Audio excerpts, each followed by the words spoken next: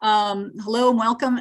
This is the 13th virtual history of 2022 and the 85th since the Baltimore Heritage and the Baltimore Architecture Foundation teamed up to host these at the start of the pandemic.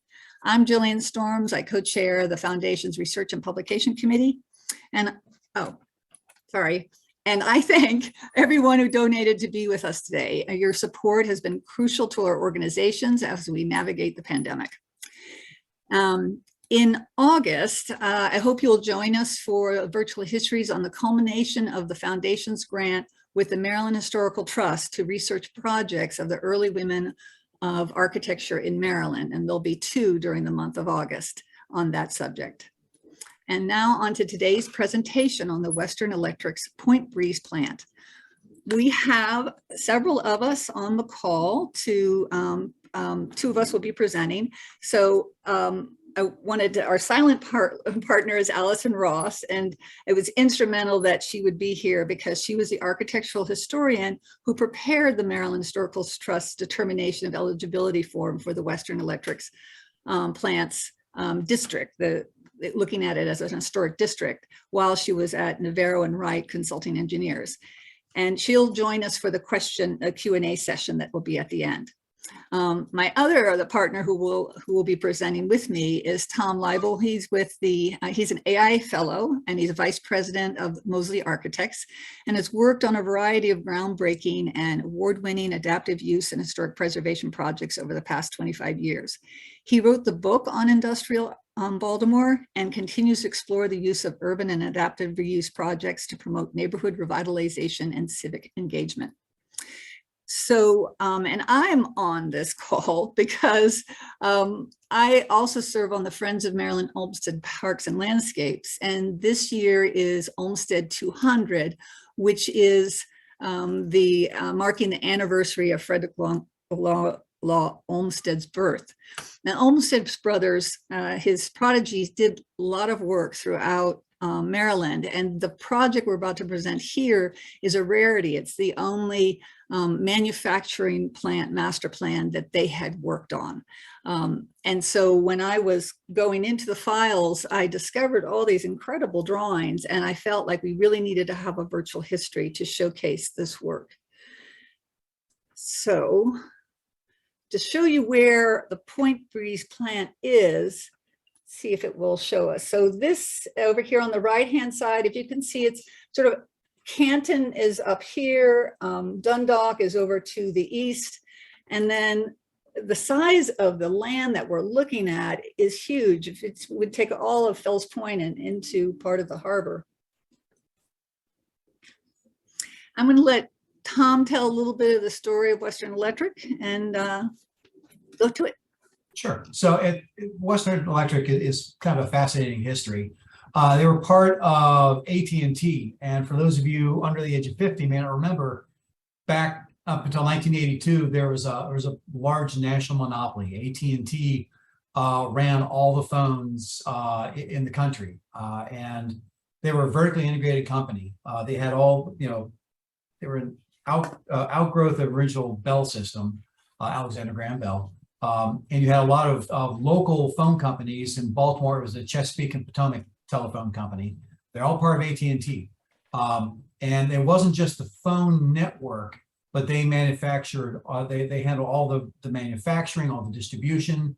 And what you would have is these huge projects. 1982, there's an antitrust act that basically broke apart AT&T into what they called the baby bells. We were Bell Atlantic, and then they merged to form Verizon, and you had all these different groups that were kind of blown apart, and they've all been bit by bit reconsolidated.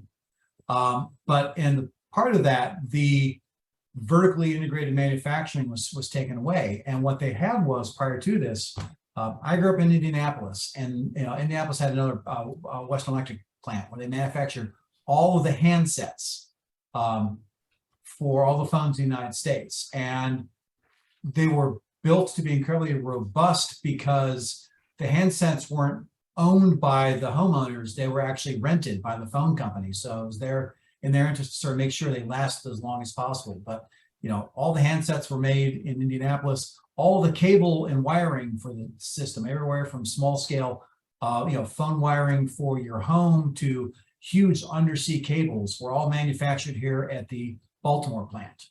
And it's, it said it was just all this hyper concentrated specialty all occurred here in Baltimore. And what's interesting is looking at the Western Electric plant here, it's very unique in a lot of ways we'll discover today, but also it's a similar story to whether it's Crown Cork and Seal or the old Procter & Gamble plant in Locust Point, or the Martin Aviation site out in the river. Huge, plants that were built in the first half of the 20th century. They employed thousands of people in manufacturing jobs. And we're going to play in a second here a really interesting history that was published in 1979, so 50 years after the site was opened. AT&T publishes a little history of Point Breeze.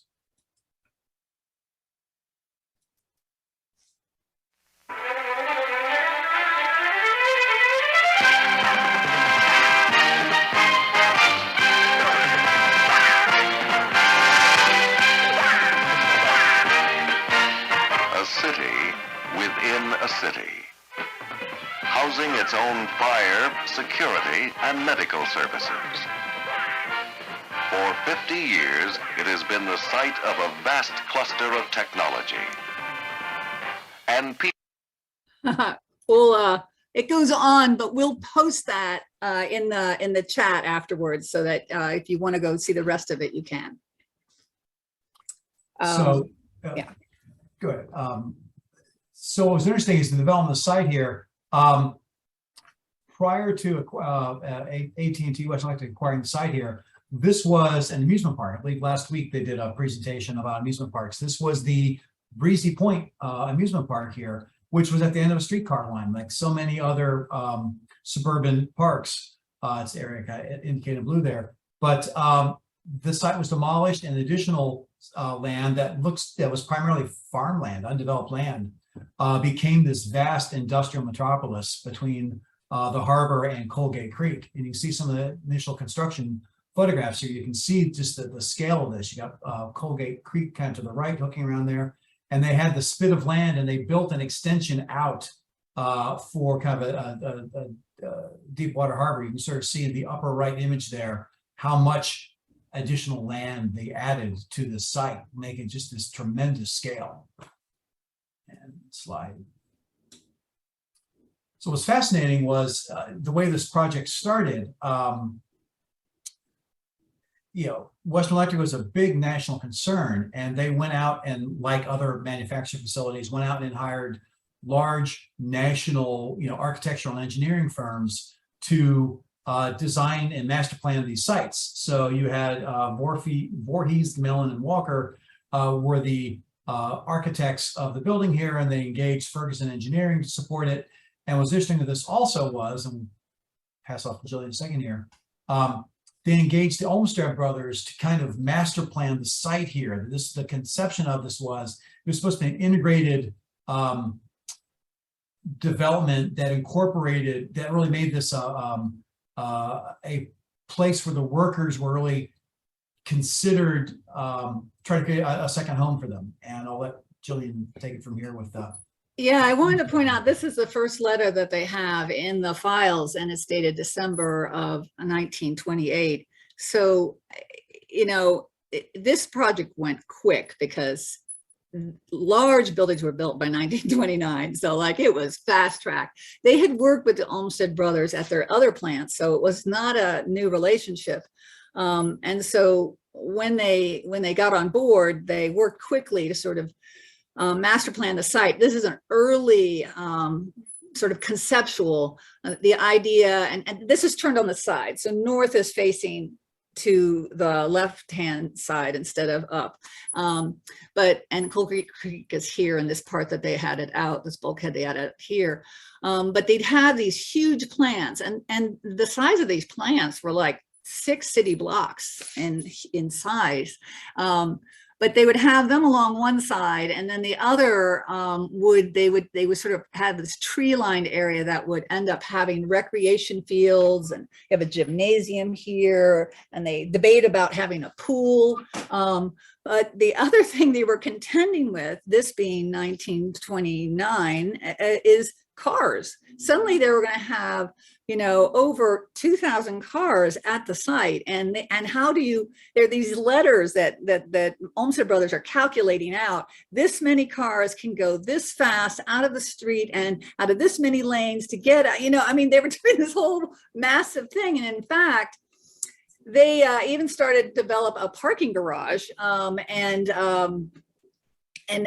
really actually didn't materialize, because I think it was probably novel in those days to spend that kind of money on parking, and they really tried to tree up the site because it was going to be very industrial, and they wanted to make it more pleasant for all the workers. It was sort of like in a very kind of damp area, and there was issues with that later on, which I'll talk about. But here you can see, this is an earlier version of the overall master plan, and they had, this is an enlargement down here. They wanted to try to create this civic center. They were going to have a hospital and all, you know, the gymnasium, all the things I talked about. They also were going to have restaurants. I mean, they had to basically feed and house these people while they were there. They didn't want them to leave off site. I mean, it was a huge site. They leave off site, half a day would go by, you know, just kidding. But, and there was a streetcar line that came in and came along what became Bruning Highway along the side, but it was a huge street. They wanted it 50 feet wide to fit all those cars to leave out when they needed to. But the other thing is they were concerned that all the plants were on this side, and then you have all the workers wanting to get to their cars, but they're also wanting to leave. And that conflict, they ended up creating like the first subways in Baltimore, underground subways, which we'll show a little later on. But in the later development of the plan, and all these were just in like within a month of each other, they ended up putting sort of this main piece, this main, it was supposed to be an office tower that they really wanted to give some height to, and sort of center the theme around that. And behind here, you can see a power plant, which ended up being the only thing that was built that tall. The other thing I want to point out here is all these little things that you see here in this picture. These are all the reels that have all the cables that are sitting there lined up ready for the boats to come in, or empty from having taken out. And then I was just going to point out this one was in these drawings that I'm showing you. A lot of them were actually in the Olmsted archives. The National Park Service has actually digitized a lot of the firm's files, which it became a national park at one point, and have uploaded them to Flickr. So anybody can breeze through all these projects and see them. And so they had in there clearly a drawing saying, no, let's get it thinner and taller for this building. But I will let Tom take over from here. He's going to handle the architecture group. I think what's interesting, you look at this too, and we'll talk about in a second about some of the other buildings on the site, but this is clearly kind of a 1920s Art Deco, vertical emphasis. This really was a highly designed complex here. This wasn't just a bunch of bricks into a factory here. That they really, one of the things that companies did in this era before television, before modern media, their brand was expressed through their buildings, and you wanted to build something that was stately and solid to kind of convey a sense of solidity and stability for the companies themselves. And the other thing that also struck me a little bit about that initial master planning is this feels a lot like tech companies did 15 years ago, where you started doing catered meals and sleep pods and foosball tables for entertainment. That one of the goals for the tech companies was to get folks on site to work and never let them go. Same thing here with between restaurants and ball fields and all that. The notion was that you're creating a tie between the workers and the plant, and it became a place of both vocation but also recreation, and that your entire life sort of ended being centered around this site. Let's go to the next slide. And Tom, I forgot to mention to folks, if they didn't see it in the chat, we'll take questions at the end, so please do put them in the Q&A box so that Molly can sort of read them to us at the end and we all can answer. So I just want to make sure that you all know that there is a way for you to ask questions. So one of the buildings that actually was executed was the power plant. And once again, like so many other large scale factory complexes in town here, rather than relying upon remote power sources, they had their own power plant, coal powered. But, once again, Procter & Gamble had one, Crown Cork had one, the Breezy Point with Western Electric had one. And once again, this wasn't just the sort of prosaic, functional building, but it really had a design to it. It had this sort of, massive, heavy, but vertical emphasis to match the other buildings on the site there. But it's really quite remarkable. And to this day, they had to take the chimney down because it became unstable. But this plant is still there, as you see here today. And it really is quite remarkable. If you look at the detailing of it, it's not just sort of this, big dumb metal box, but a lot of detail went into it. Look at the way you've got projecting bays, and you've got contrasting stone and brickwork, and you've got these kind of vertical design elements that kind of integrate through there. It really is, it's quite a handsome building. What you also had though is the other buildings, which were the wire and cable plants, it's kind of interesting. They have this vertical emphasis with all the piers there, but they're very incredibly horizontal. They just go forever and a day, hundreds of thousands of square feet under one roof, but sort of with the same level of design and detailing that went into it. Once again, you can see some of the decorative elements integrated into here. And this was all production facility. It was all, kind of a lot of natural daylight. This building exists today. I'm sorry, I didn't get a more recent photo, but that is an earlier one that when they had the canopy put in. But I did want to point out that was a streetcar track that they're putting in there that was apparently ran down that street right in the middle of the building, right in for the buildings. It was actually an interesting challenge. Look at the old historic photo there, or even the recent one's got the canopy out there. We tried getting some current photos, but one of the Olmsted Brothers' plans was to create a lush tree-lined boulevard along Burning Highway. And they were so successful with that you actually can't get a good shot of the building to this day because there's so many trees in the way, because it worked. But you see here, within the wire building here, big horizontal factory with traditional sawtooth monitors here.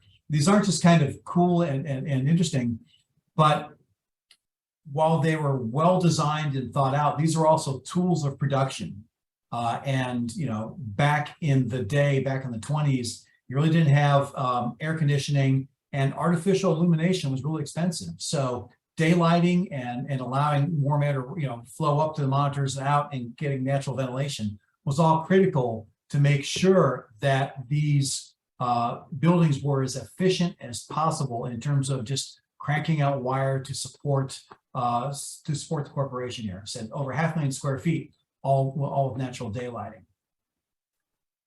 And with here, you see these are just some amazing shots of the work underway. And what's amazing to see is back from 1929, just the scale and the cost here. 750,000 square feet, $30 million, which was that's a lot of money today. It was a huge amount. Back in 1929, it was just the scale of this, as the initial introductory slide showed.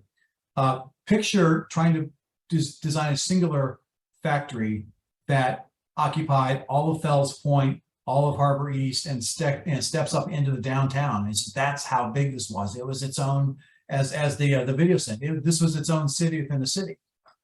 And I wanted to point out this discrepancy between the 100 million versus the 30 million. So apparently when they first put in their application, they miscalculated, or they were putting a lot more than 14 buildings. That's not how many got built in the end, because of course we're right on the edge of the Depression. But once again, there's a sort of sense of monumental architecture that's really cool. And what's also neat to see is, on the upper left there was the design rendering, and it's still there today. If you look, especially on the lower right there, you see the level of detail with these really wonderful, cast bronze pieces and decorative brickwork. And what's really cool, you can see in the section on the bottom over there, this is one of the subterranean tunnel entrances that runs under Burning Highway. you had to get thousands of people from the parking lot into the factory and back out. And rather trying to sort of cross running highway with everyone kind of trying to zip in and out of work, they just built a total of 8 different tunnels under the road there to get people from point A to point B. And here are those very buildings right now that you kind of walk down these steps, and they're there today. I was out there a couple of weeks ago, and they still exist. They just kind of, you know, you've got these kind of bus sheltery type things on the far side in the parking lot, and then you walk on the road, you pop right back up in these little pavilions. They have little check-in areas, so you have your badge check before you go on the site there, and you go to work. So I wanted to talk a little bit about the Olmsted's involvement with the project and sort of what actually got done and what didn't.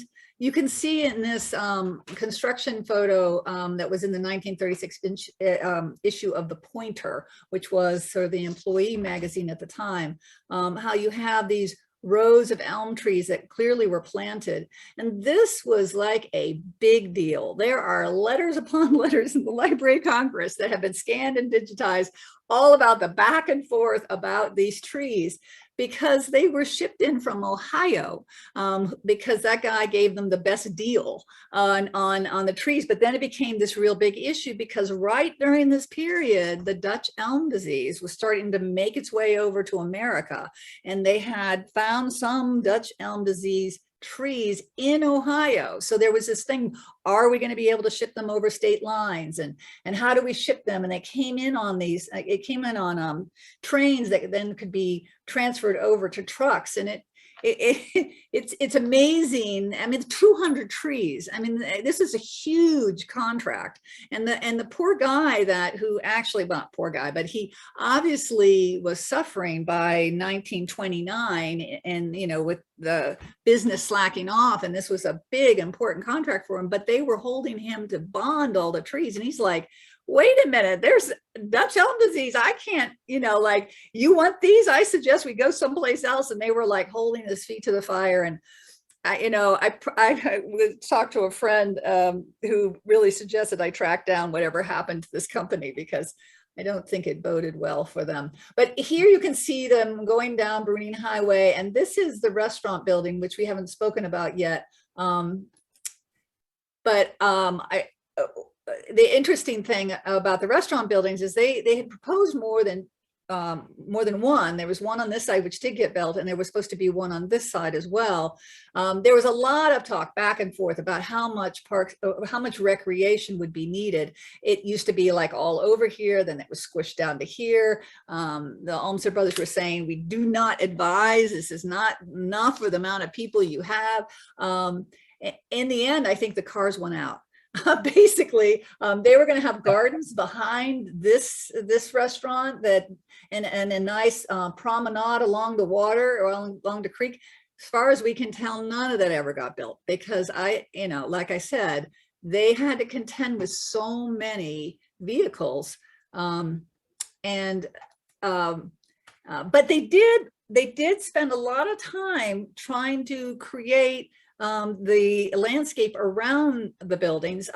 This particular building, the restaurant, wanted to be like a little jewel box. They talked about it being a jewel on this site. And I think that we had somewhere the number of how many plants there are, and I don't have it in front of me, 65 species of trees and plants. So, I mean, it's just incredible the amount of funds that went into trying to make this place more livable. I mean, and then if you read through the Olmsted files, they were very concerned about the amount of, industry, sort of the tracks and the smells and the refuse and all that, and trying to create something more pleasant for the workers. And what's when you have manufacturing plants that are more closer to the city, you have places to get away from all that. But here you're just like, this is your town. And in a way, and you can see how detailed their plans get, that they did, and how they kind of tried to create a certain measure of that they have brickwork detail, how they were going to work out all this stuff. Like I said, other than around the front part of this restaurant building, I'm not sure a lot of that other stuff was done, although it was detailed. Here they're inspecting one of the trees going in, and you can see here some of the paving details. that they had, and it looked like it would be quite a lovely place, you know, sort of just to take sanctuary in, little, you know, little benches and everything, but alas, no. The reality of budgets presented themselves. Oh, well, and that's the other thing. Yes, I mean, this was all being proposed right at the same time that the economy was starting to tank, and there's articles in the newspaper where, you know, Western Electric is saying, oh, no, we're not, no, we're fine, we're doing this, you know, but clearly at one point they went, okay, we're not doing all this, and they had to take a step back. And I do think that there's contracts between them and negotiations back and forth between them, the Olmsted Brothers, where the Olmsted Brothers were saying, yes, we're going to design you a lovely aesthetic place, but only if it's within what you can afford. I mean, they always had this caveat that they understood that there was this limitation, and for this building, I mean, it really was supposed to be the workers' place. So it's a shame that this part behind it never really got built, because it was designed with the dining room to face the back end. But go, take it away, Tom. You could talk about the architecture a little here. Yeah. So one thing that's fascinating about it is, if you look at it, this is all built the same master plan, the same time frame. All of the factory buildings are built in a sort of, you know, very modern Art Deco style, and it's very highly stylized. And the restaurant was designed in kind of more of a colonial revival. It's a very domestic scale design, and there's clearly an interest is, you know, on the one side is the factory, and you're making stuff, and you cross over the highway there, and you had the pleasure gardens and the playing fields and the restaurant. It was supposed to be not work. It was supposed to be sort of this domestic scale areas that were about leisure, and they actually executed that in, you know, in the plan for the building here. And, yeah, and sort of other buildings here, you see, you know, there's electric, you know, what's fascinating about this is, you know, a lot of the stuff was built 1920, 1930. They still did build both the electroforming building, the buildings 2200 and 2300 were built in the 50s, even up to 1960s, and yet they maintained that same design aesthetic. They didn't change. They didn't try and do something, you know, sort of more mid-century modern. They kept the same detailing around there. Even in coordinating with the city, there's the Dundalk pumping station, which is not part of this project, but they made sure that the city designed something that was aesthetically compatible with this plant. You sort of see there on the bottom right, just some of the architectural detailing. This is a factory. There's no need to do this from a functional perspective, but it's just one of those little design details that really makes it, you know, quite extraordinary to still see the level of craft and details put into this. One of the things that I always love to point out to people is that, you know, back when there was no television and there was not, you know, a lot of what we have today with all the social media and everything, the way that you showed your muscle, your what you had to offer to the community was the architecture of what you put on the street. And sort of when you have all these other means to find out about a place, it becomes secondary. Almost the architecture becomes like, okay, how can I build it cheap? But back then it had to be something people could be proud of. And you could see what we were trying to figure out, what was actually built and not. This is an old drawing from 1938, an aerial that sort of shows the elements, the water tank and the various pieces that were there. But what kind of got left out is everything on the right side of the power plant, or what would be towards the city, the east side, the west side. Which was built out eventually, but that, you know, that was part of the 30s. That was the, you know, 50s and 60s, and it sort of lost some of its integrated grandeur. And you see the powerhouse there. What you don't see in front of that is this that majestic, you know, 20-story office building, you know, high, you know, acting as an anchor for the site, you know, visible from downtown. That never got built. And that was supposed to have a hospital in it, it turned out. So I wonder how they ever reconciled some of the missing elements in their plan. And here's some more drawings that from the 50s. So you can sort of see how this part they started to put in additional plants on the site. And you can sort of see right here, that's the restaurant building. But as far as we can see, the gardens, if they were built, were just a little, like maybe a little too little plots, but they never did the boulevard that went along Colgate Creek. And Coldgate Creek itself sort of became more and more industrial, less and less, even to this day, I'm not sure you really want to walk along Coldgate Creek. There's still a lot of, industrial pollution that kind of comes down through there. So it's not the sort of, lovely pastoral environment. And they had problems with the soil. Apparently the soil was very clayey, and so water would just sort of pool there. And there was a lot of letters back and forth, Olmsted to the owners and to the nursery that they had used, because they like the grass started to get a fungus on it, and it wasn't surviving its first round, and there was always this issue that Western Electric wanted things done right, but the timing didn't always go with the planting season, and so the nursery would be saying, nah, you can't plant till now or you're going to lose half these trees, and like, we gotta get this done, so it really was a little bit of a mess in some ways, and I think that there was a lot of concern with the sort of quality of the soil and its ability to hold up the plantings. So we're lucky that so much does survive today. You can still see see at least a little patchwork of the greenery of the trees that were put in, but pretty much how parking just took over that side. And then what's really fascinating is once the plant closed in the 1989, 80s. I think it was 80s, yeah.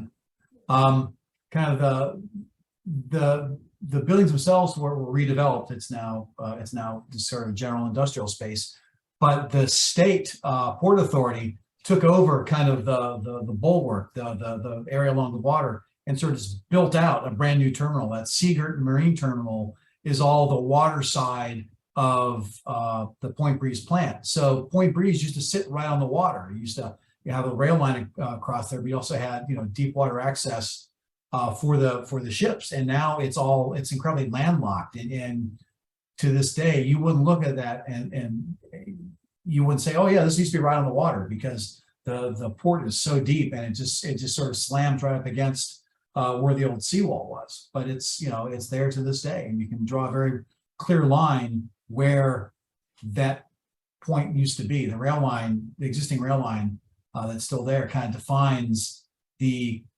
southeast boundary of the old original site.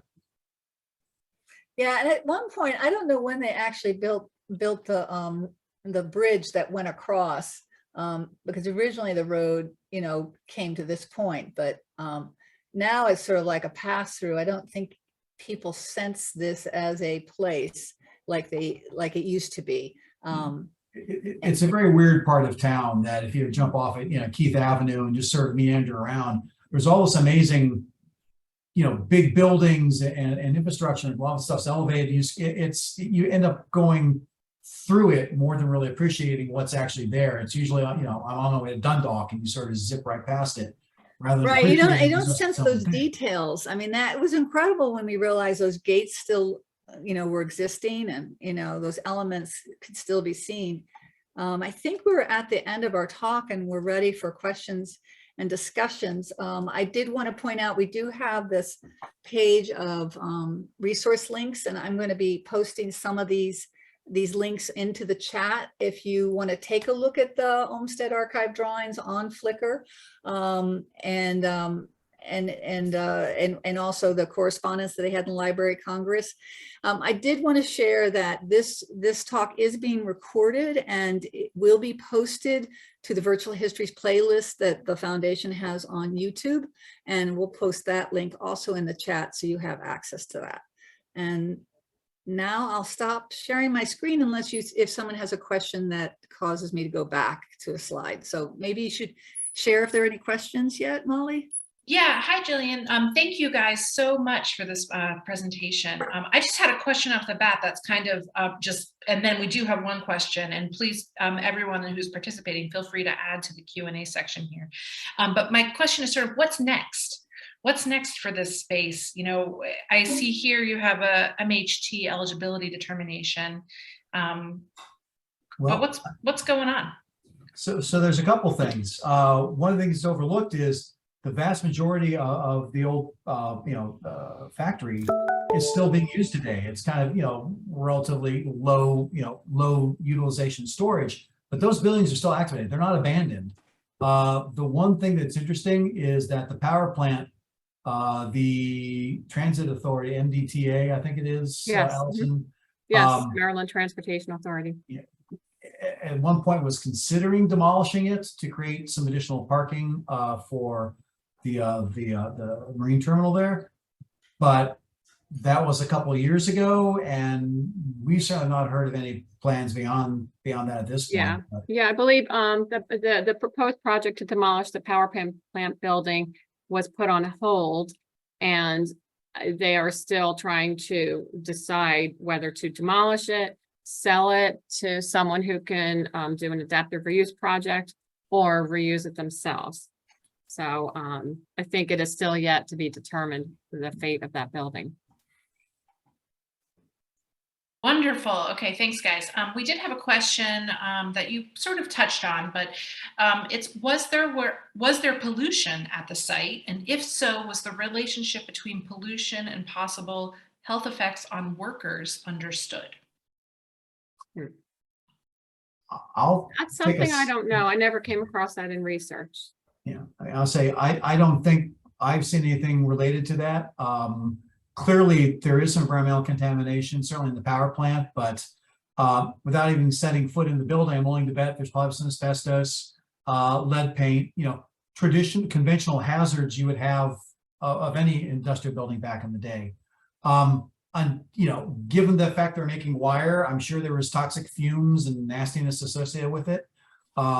If it, once again, it tracks other manufacturing facilities I'm aware of, the total impact of health effects probably was not particularly well known at that time, or certainly folks weren't paying attention to it. But I don't know of any, I also don't know of any particularly toxic, toxic processes in the building there. But you got to figure working with vinyl cable and things like that, that's probably not real good for you. Absolutely, yes. So two kind of related questions. Is there a sense why Western Electric left the site, and who owns the site now? The Port Authority or someone else? I can talk to why they left the site. Once the monopoly was shattered, everything went kind of belly up. That Bell Labs was spun off as Lucent Technologies, and Lucent Technologies kind of eventually went bankrupt. They got merged by someone else. What you had previously this captive audience that you had, Western Electric made all the cable for all of AT&T. They sold it to themselves. Once that went away, you had more competition. You had foreign competition.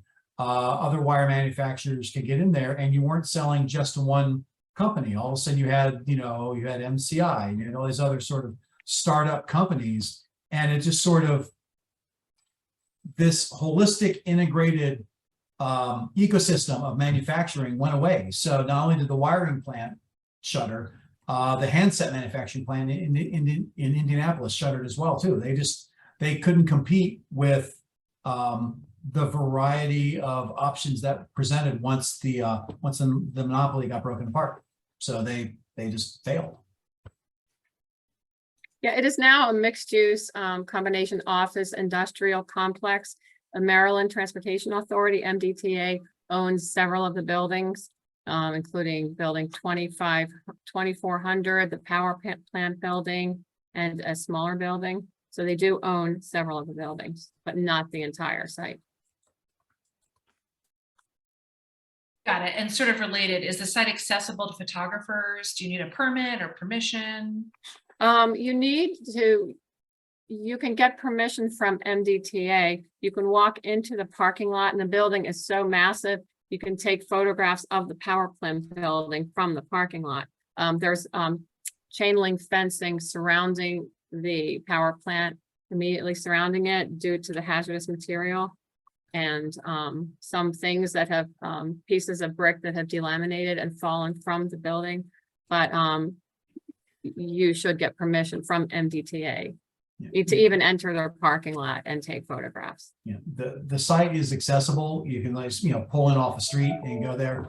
Inside, they're all secure facilities. They're locked off. You can't just walk into the buildings. Right, because the hazardous material, there are so many hazardous materials within the building that you cannot gain entrance at all to the power plant building. Yeah, and the other buildings, the old wire plant, things like that, you still, it's a functional, business site. And yeah, you can't just kind of walk into it. It's not a big empty building. So yeah, I kind of, the parking lot across the street, you can drive into there. It's kind of gated off, but the gate was open. I took some of the photos there and I kind of pulled up and just kind of walked around and did it. Probably should have asked for permission, but did not. But you can get onto there, but I wouldn't, make a day of it. Awesome, thank you. Why did Western Electric choose the Baltimore region? It was right in the center of the Mid-Atlantic. I mean, they wanted to make it easy, that shipping.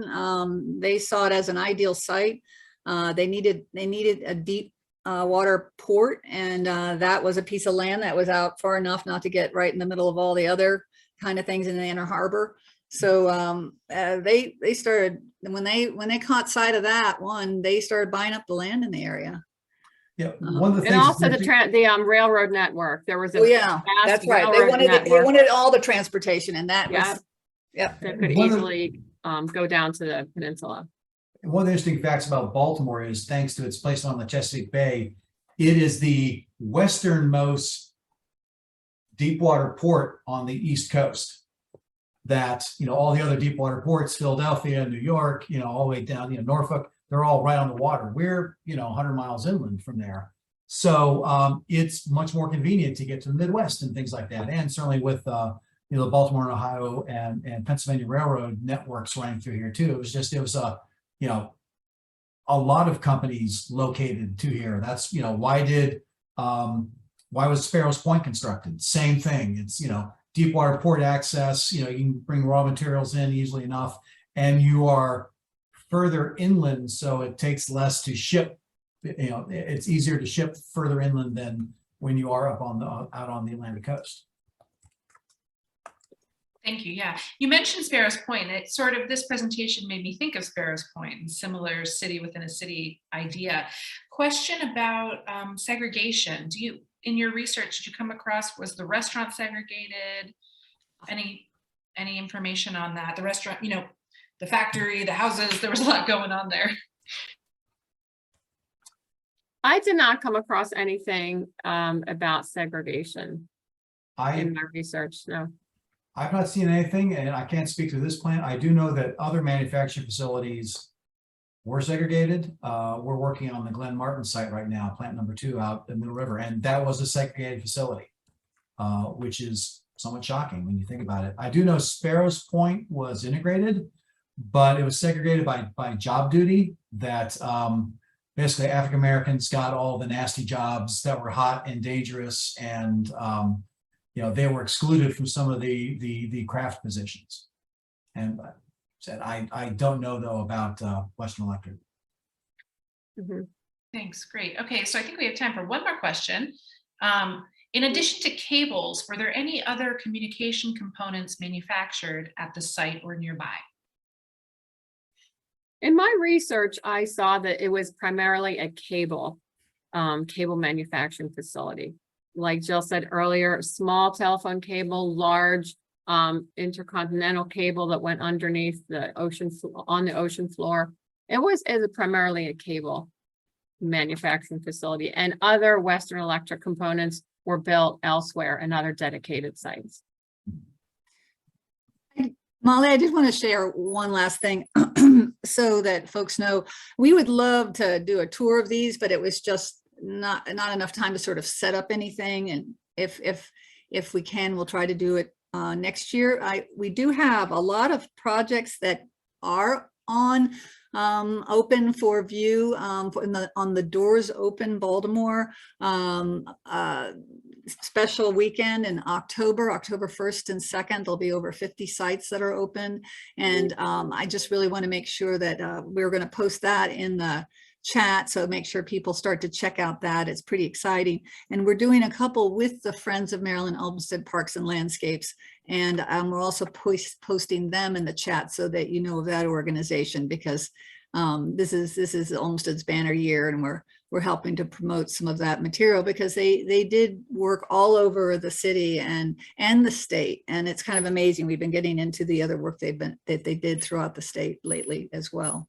So that's all. I just wanted to let people know there are ways for them to get involved, and we posted in the chat. If you saw that earlier, we even posted the historic district listing from the Maryland Historic Trust. So if you really want to do a deep dive and see some of the research Allison did, it's really amazing what was here and what is lost in some ways, but you can still go see it. So Yeah. Wonderful.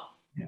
Oh, Tom, did you want to? I say it really is. It's part of Baltimore's broader industrial legacy that, you know, the history of Baltimore's rise and fall over the last century is tied directly to kind of manufacturing, and not just, you know, for this one site, but, you know, East Baltimore, West Baltimore, you know, all around the harbor. You know, what's good and bad about Baltimore can kind of be traced back to, you know, what was, you know, at the time, amazing, well-paid, blue-collar union jobs that are mostly gone now. Absolutely. Well, thank you all for being here, both the panelists and the researchers and our attendees. Thank you, guys. Bye-bye. Bye-bye. Bye-bye. bye. Thank you.